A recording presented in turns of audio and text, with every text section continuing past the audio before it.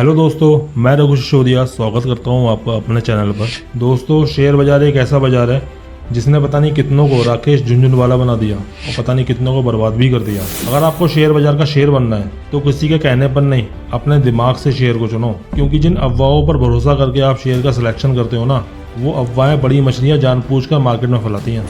क्या share market में आप भी किसी के बोलने पर इन्वेस्ट करते हैं या किसी यूट्यूब चैनल के बोलने पर मार्केट में पैसा लगा देते हैं? अगर हाँ, तो ये वीडियो पूरा देख लेना। इसे देखने के बाद में शेयर मार्केट में इन्वेस्ट करने के लिए आपको किसी की एडवाइस की जरूरत नहीं पड़ेगी। दोस्तों, बहुत आसानी से आपको समझा देता हूँ। शेयर बाजार बहुत फायदे का सौदा है, लेकिन अगर दिमाग से खेला जाए तब। लेकिन पिछले 24 से 25 सालों में अब तक कई कंपनियों के भाव जमीन पर गिर गए। मतलब अब तक ये बाजार कईयों को बर्बाद भी कर चुका है, यानी कि इस धंधे में रिस्क भी है। पर पिछले 24 से 25 सालों में मैंने दो चीज़ देखी जो आज तक नहीं बदली, और वो है लालच और डर। पहले भी लालच और डर था और आज भी लालच और डर है। लालच ऐसा कि बस पैसा बरस जाए और हम भी मर्सिडीज ले आएँ, और डर ऐसा कि कहीं हम बर्बाद ना हो जाएं। शेयर बाजार में सेफ रहने के लिए और सक्सेसफुल होने के लिए इस बाजार की आपको अच्छी नॉलेज होनी चाहिए, और जो आएगी आपको एक्सपीरियंस है। इसलिए दोस्तों, इस वीडियो में मैं आपको 9 प्रिकॉशंस बता रहा हूँ। आप इनको फॉलो कर लो, शेयर मार्केट में आप अपना नुकसान होने से बचा लोगे।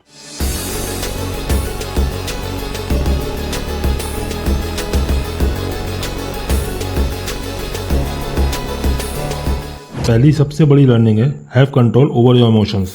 दोस्तों, शेयर बाजार में इमोशंस ही आपको डुबा देंगे, स्पेशली लालच और डर। जब बाजार चढ़ रहा होता है तो लालच में हम जल्दी जल्दी शेयर खरीदना शुरू कर देते हैं, और जब बाजार गिर रहा होता है तो डर के मारे हम शेयर्स को बेचना शुरू कर देते हैं, और इसी कारण हमारा नुकसान हो जाता है और हम अपना सर पकड़ कर बैठ जाते हैं। लेकिन दोस्त, गलती कभी बाजार की नहीं होती, ये तो उसका नेचर है। गलती हमारी होती है क्योंकि हम इमोशंस में डिसीजन ले लेते हैं। इसलिए दोस्तों, किस्मत को दोष मत देना, बल्कि अपने इमोशंस को कंट्रोल में रखना, क्योंकि जब भी आपके इमोशंस हाई होते हैं ना, आपकी इंटेलिजेंस लो हो जाती है, जिस कारण आप कोई गलत फैसला ले लेते हैं और अपनी लुटिया डुबा देते हैं। अच्छे इन्वेस्टर्स हमेशा पेशेंस रखते हैं। इस बाजार में इमोशंस यानी कि भावनाएं आपकी सबसे बड़ी दुश्मन है। Now the second important tip, stay away from the rumours. दोस्तों, इस बात को गांठ बांध लेना, मार्केट में सोची समझी साजिश के तहत शेयर के भविष्य में चढ़ने और गिरने की अफवाह उड़ाई जाती है।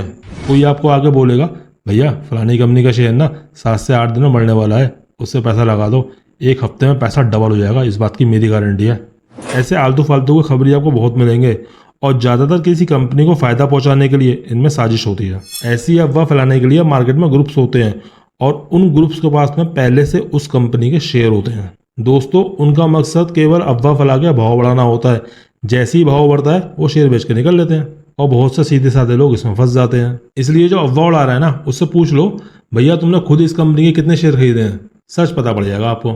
इसलिए अफवाहों पर बिल्कुल भरोसा ना करें। Now the third most important learn, stock market is a long term game. दोस्तों, ये आपके पैसे को रिस्क फ्री बना देगा। शॉर्ट इन्वेस्टमेंट में हम कभी भी शेयर मार्केट पर भरोसा नहीं कर सकते।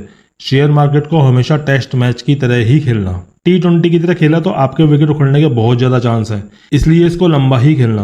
दोस्तों, फेसबुक और यूट्यूब पर कभी भी करोड़पति बनने के सपने देखकर T20 मत खेलना, क्योंकि भैया उनका तो ये धंधा है। T20 अगर आपको खेलना है तो एक्सपीरियंस गेन करने के बाद में ही खेलना, क्योंकि शुरुआत में अगर इसमें घुसोगे तो सुबह फंसोगे और शाम को बर्बाद होकर निकलोगे, क्योंकि इसमें आप लॉस जल्दी उठाओगे और उसकी रिकवरी के लिए आप और ज़्यादा इन्वेस्टमेंट करोगे। आप 100% इमोशंस में बह जाओगे। और दोस्तों, इसी T20 ने ना शेयर मार्केट को बदनाम कर रखा है। इसलिए लॉन्ग टर्म के लिए खेलना और स्टॉप लॉस जरूर यूज करना। हमेशा अपनी एक्स्ट्रा मनी को ही शेयर मार्केट में लगाएं, उतना ही अमाउंट इन्वेस्ट करें जिसकी आपको अभी और कुछ टाइम तक जरूरत नहीं पड़ने वाली। सारी सेविंग्स एक साथ लगा कर शेयर मार्केट का बब्बर शेयर मत बनना, और जल्दबाजी में शेयर कभी मत बेचना, क्योंकि मार्केट गिरने के बाद में उठता भी है, और ज्यादातर जो रिकॉर्ड लेवल है वो गिरने के बाद ही टच हुए हैं, क्योंकि गिरने के बाद उठते समय इन्वेस्टर्स एक साथ हावी हो जाते हैं और मार्केट बूम करता है। इसलिए पेशेंस रखना बहुत जरूरी है। Now the fourth most important learn, clear your goals in your mind before investing.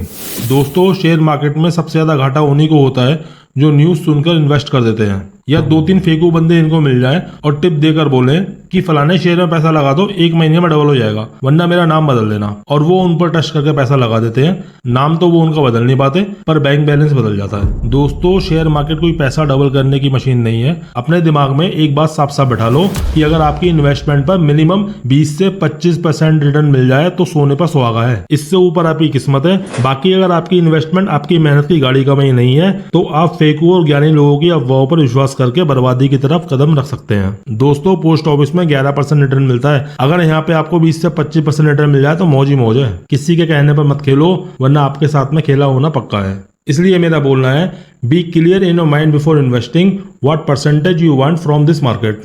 Now the fifth most important learn before investing, don't buy share from many companies simultaneously। दोस्तों, जब फायदा होता है तो लोगों को सब जगह पैसा ही पैसा नजर आता है, और जब जेब में पैसा होता है तो लोगों को ज्यादातर कंपनीज में कुबेर का खजाना नजर आता है। इसका नतीजा ये होता है कि उसे कहीं से भी अफवाह या टिप मिलती है तो वो तुरंत इन्वेस्ट कर देता है। पर जो इंटेलिजेंट इन्वेस्टर होता है वो केवल सिलेक्टेड कंपनीज में ही इन्वेस्ट करता है। 25 कंपनी के 2-2 शेयर खरीदने के बजाय 5 कंपनी के 10-10 शेयर खरीदना ज्यादा अच्छा रहता है।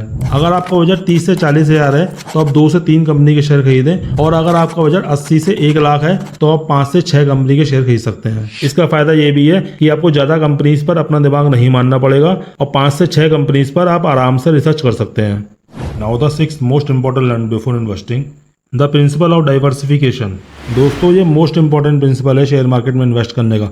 किसी भी एक सेक्टर या कंपनी में अपने सारे पैसे कभी इन्वेस्ट मत करो, बल्कि अलग अलग सेक्टर की अलग अलग कंपनीज में इन्वेस्ट करना, ताकि अगर उस सेक्टर या कंपनी के शेयर गिर रहे हो या फिर वो परफॉर्म नहीं कर पा रहा हो तो आपका सारा पैसा इफेक्टेड ना हो।